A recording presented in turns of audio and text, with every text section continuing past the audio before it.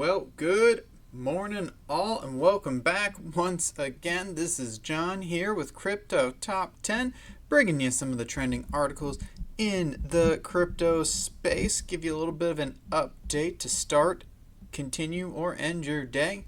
As always, thanks to everyone who has subscribed. I really do appreciate it. It lets me know I'm doing something right, and it allows you to hear the sultry tones of my voice on the regular.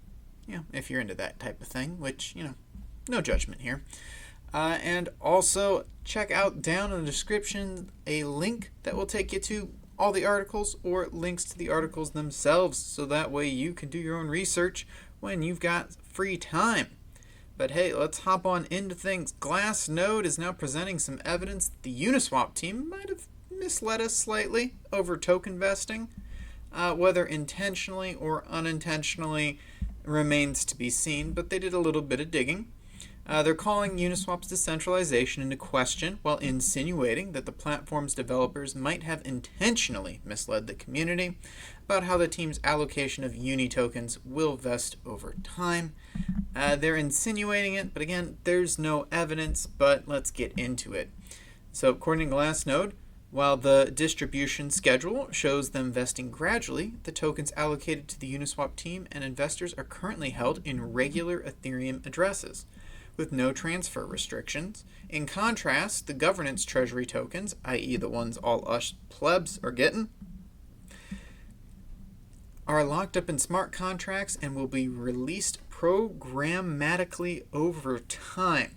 So while they're saying all the tokens will vest at the same rate, for some reason, only us regular people have them locked up in these contracts that will kick out over time, versus the fact that technically, if they knew the private key, they could just reach in and get all of their Uniswap right now. Glassnode also criticized the project's governance, noting that in order to submit a proposal, one needs to possess at least 1% of the entire Uni supply. That seems like a lot, but as the entire supply has not yet been released into circulation, Glassnode indicates this threshold is actually 8% of the currently circulating supply. That is quite a bit, so for you to even be able to just propose a governance change or anything on the platform, that's a lot. They actually concluded that the only entity who currently has enough to submit a governance proposal appears to be Binance, which is of course a centralized exchange in direct competition with Uniswap, so it might not be the best idea to have Binance proposing things on it. Now, it's obviously, this token's been out 3 days at this point. Obviously, there's some kinks that need to be worked out. I'm not ready to jump on the oh my god Uniswap scam bandwagon just yet, but Glassnode is presenting what I feel to be some fairly significant issues with it. And ideally, you should have everything locked up in those smart contracts to be released programmatically over time.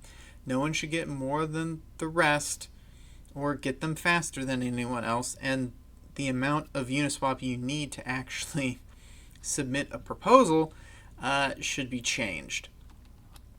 Thankfully, Binance can put that in for us. All right, well, let's hop on over. So, Yearn.Finance, boy, we're gonna be seeing what we got. As of course, the Ethereum DeFi sector's boom is based on its innovative protocols. Yearn.Finance is one of the most important in those terms, and its creator, Anchorage Loads Up, has introduced a new update that will probably be the most complex yet. Yearn's new system will operate with the derivatives, liquidity protocol Synthetics, loan protocol Aave, and Chainlink, and will be able to run on either the first or second layer of the Ethereum network. That way users could use the solutions that allow them to reduce transaction fees. So just right off the top, that is quite a bit of a change that they're doing, and it's definitely going to create quite the buzz. So yeah, going down here, Anchorage Loads Up's popularity is pretty evident. He's had quite the impact on the crypto community, the announcement of the platform's update has motivated Lou Kerner, founder of JustStable.com and partner at Crypto Oracle, to write about the bull's future of Yearn and the DeFi sector as a whole. In a publication on Medium, Kerner stated that Yearn.Finance and its governance token are the most interesting and expansive project he has seen in his 3 years with crypto. I mean, that's a long time in the crypto space, considering its entire history is about 11 years now. It's quite interesting that Yearn has managed to capture that amount of attention in such a short time, but that's DeFi.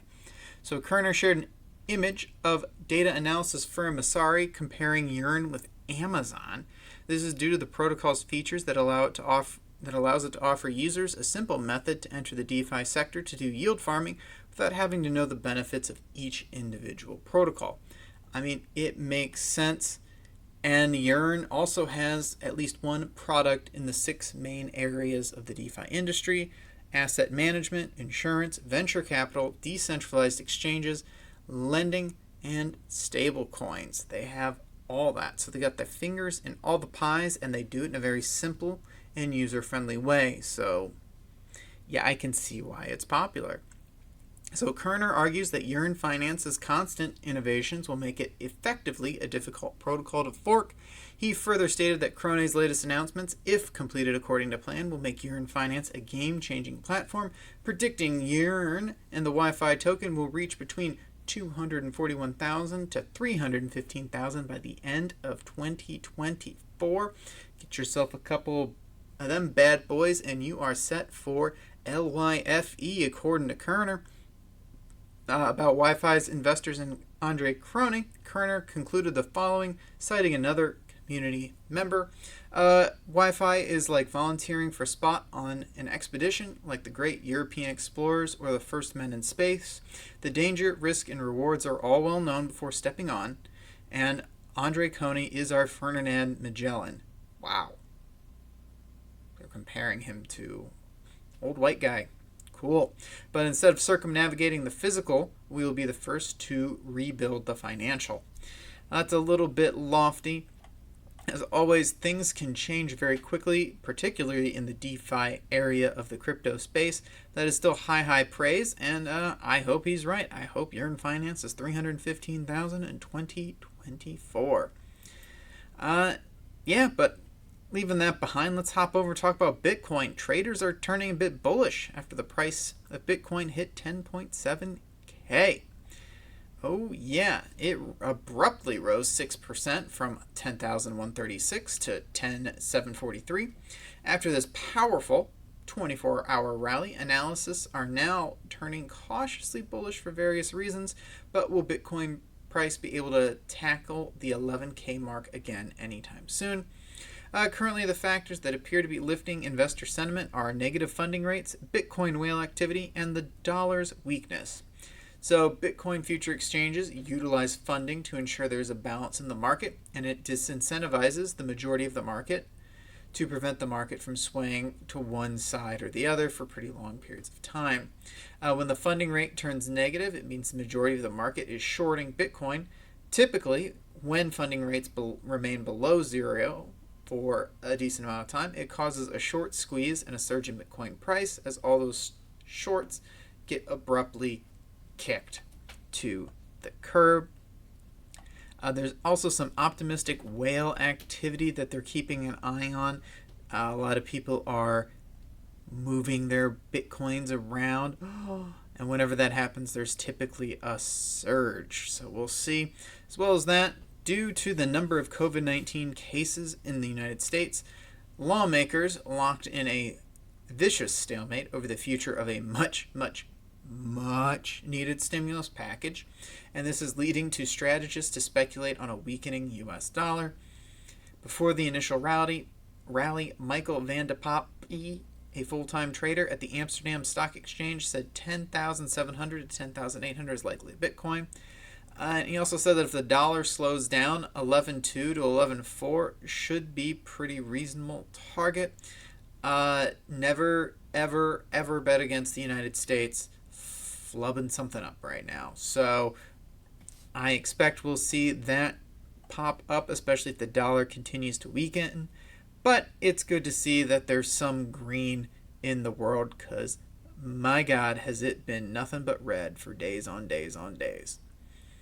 So let's hop on over to the next thing. So for those of you who don't know, there's a Visa-backed crypto custody service called Anchorage, and it's had added a set of leading DeFi protocols to its service. The idea is to make it easier for institutions and financial advisors to gain exposure to the emerging alternative financial ecosystem. This is a pretty darn good thing for the crypto space as a whole, and DeFi in particular, anything that injects some new liquidity into these markets. They added support for 5 DeFi governance tokens, including Uniswap, Balancer, Aave, Yearn.Finance, and Nexus Mutual, which is a DeFi insurance provider.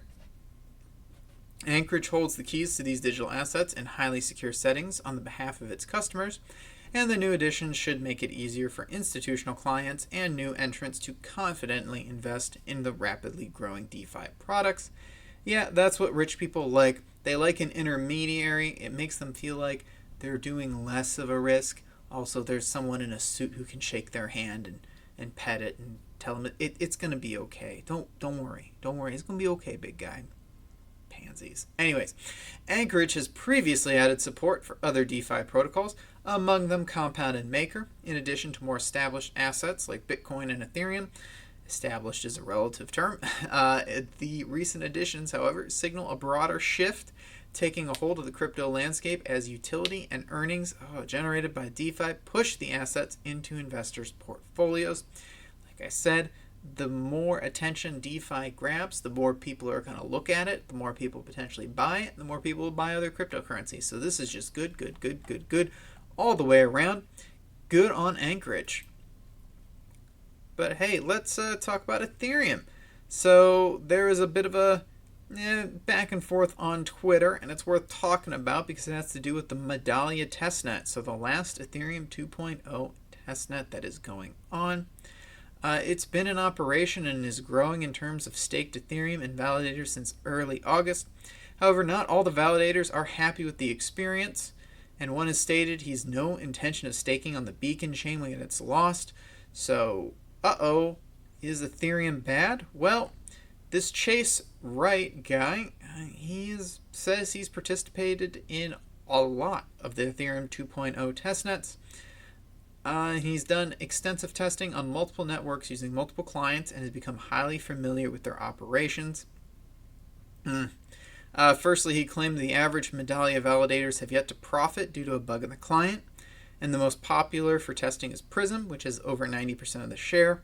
He's incensed that developers have not fixed this bug, and he added there's yet to be a fork on the beacon chain, and forking is not the solution anyways. Well, speak for yourself, buddy. He continued the expletive-laden tirade, adding that there is little interoperability between different clients and nodes, and the whole thing seems to be in a rush to deliver. Yeesh.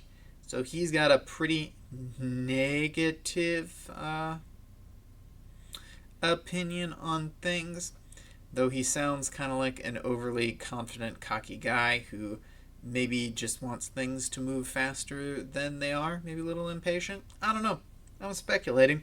Maybe it's just because I'm biased towards Ethereum a little bit, but lead developer Danny Ryan on Ethereum responded to the thread acknowledging the risks with early staking, but rebutting most of the points, stating the testnet is actually very decentralized. Medallia has 1,000+ nodes, probably an order of magnitude more than any other point-of-stake testnet. He added the client voting process has improved over the past couple of months and disagreed with the comments about rushed shipping.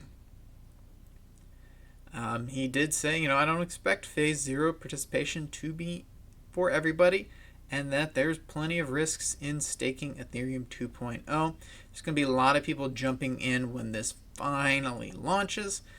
Me personally, I'll probably wait a couple weeks, maybe even a month, just to make sure that everything is hunky-dory and enough competent YouTube tutorials have been posted that I feel okay in setting something up at home. But yeah, look, there's gonna be people who are really happy with how this testnet's going and people who are really upset. The only thing that will remain to be seen is for you to form your own opinion when the mainnet finally drops. Dear Lord. But all right, to round things off, this is a nice little one. I think it'll do more than you think.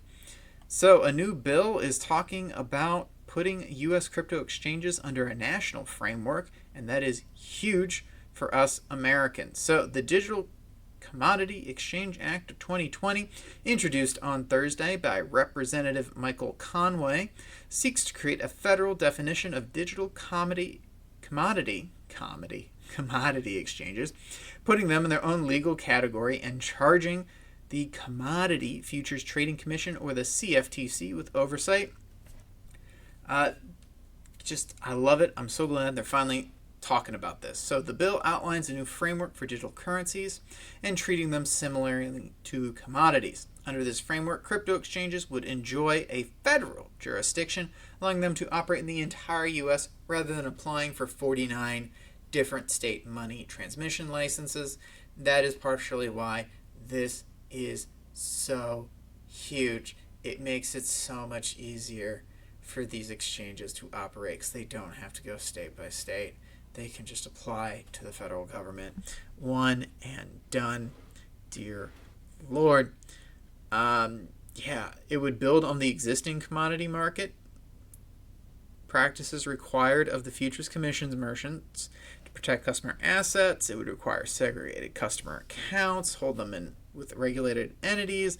There's all these different things that this bill would put into it.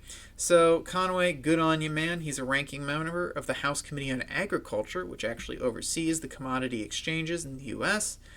His Senate counterpart is the Senate Committee on Agriculture, Nutrition, and Forestry, and that oversees the CFTC. This is a long article. I'm not going to go all through it, but federal jurisdiction is good.